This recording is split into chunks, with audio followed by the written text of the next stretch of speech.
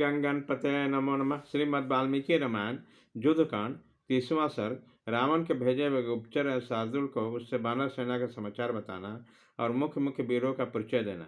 गुप्तचरों ने लंकापति रावण को यह बताया कि श्री रामचंद्र जी की सेना सुवेल पर्वत के पास आकर ठहरी हुई है और सर्वथा अजय है। गुप्तचरों के मुंह से यह सुनकर कि महाबली श्री राम आ पहुँचे हैं, रावण को कुछ भय हुआ। वह शार्दुल से बोला, निशाचर, तुम्हारे शरीर की कांति पहले जैसे नहीं रही है। अब तुम दुखी दिखाई दे रहे हो।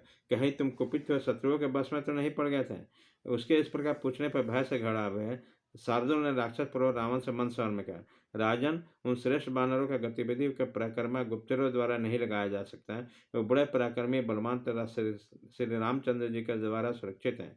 उनसे वार्तालाप करना भी असंभव है। अतः आप कौन है और आपका क्या विचार है इत्यादि प्रश्नों के लिए वहाँ अवकाश ही नहीं मिलता है। पर्वत के समान विशालकाय बानर सब ओर से मार की रक्षा करते हैं, अतः वहाँ प्रवेश होना ही कठिन है। उस सेना में प्रवेश करने जो ही उसका गतिविधि का विचार करना आरंभ किया, तो ही विभीषण के साथी राक्षसों ने मुझे पहचान कर बलपूर्वक पकड़ लिया और बारंबार इधर उधर घुमाया।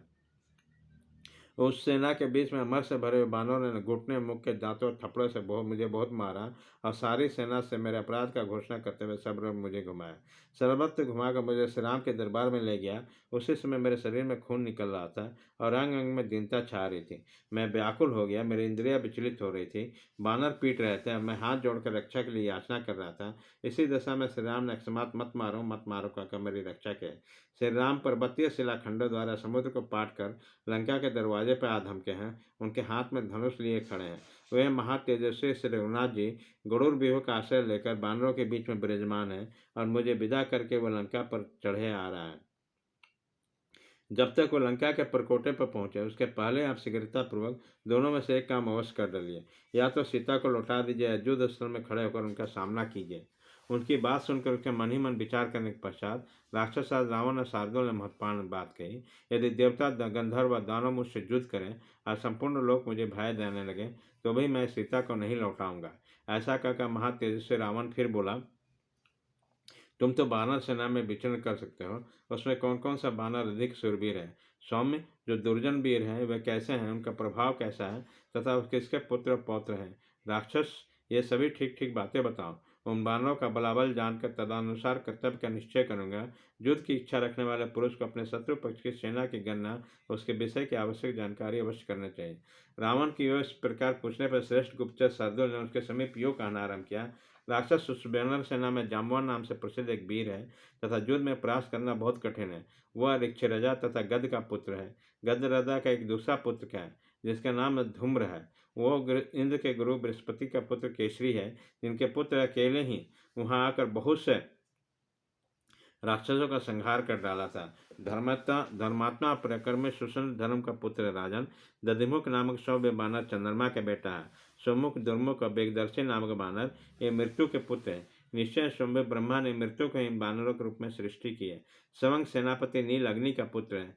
सुविख्यात वीर हनुमान वायु का बेटा है। बलवान और दुर्जन वीर अंगद इंद्र का नाती है। वह अभी नौजवान है। बलवान बानर देवेंद्र ये दोनों अश्विन कुमार के पुत्र हैं। गज गवाक्ष गवय सरब और गंधमादन ये 5 जमराज के पुत्र हैं और काल और अनंत के समान पराक्रमी हैं। इस प्रकार देवताओं से उत्पन्न हुए तेजस्वी सुरवीर बानरों की संख्या 10 करोड़ है। वह सबके सब युद्ध की इच्छा में रखने वाले हैं। इसके अतिरिक्त जो शेष बानर है उसके विषय में मैं कुछ नहीं कह सकता, क्योंकि उसकी गणना असंभव है। दशरथ नंदन श्री राम श्री विग्रह सिंह के समान सुगठित हैं। उनकी जीवावस्था है। इन्होंने अकेले ही खरदूषण और त्रिशिरा का संहार किया था। इस भूमंडल में श्री राम चंद्र जी के समान पराक्रमी वीर दूसरा कोई नहीं है। इन्होंने विराट का और काल के समान विकराल कमंद का भी वध किया था। इस भूतल पर कोई ऐसा मनुष्य नहीं है जो श्री राम के गुणों का पूर्ण रूप से वर्णन कर सके। श्री राम ने अपने जन्म स्थान में राक्षसों का संहार किया था। धर्मात्मा लक्ष्मण भी श्रेष्ठ गजराज के समान पराक्रमी है।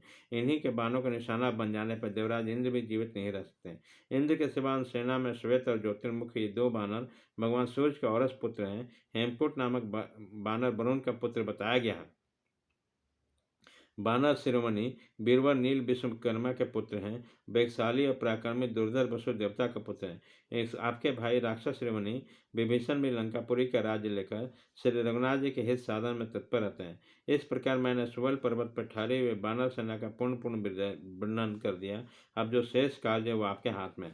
इस प्रकार श्री वाल्मीकि निर्मित आस रामायण आदि काम के युद्ध कांड में 30वां सर्ग पूरा हुआ।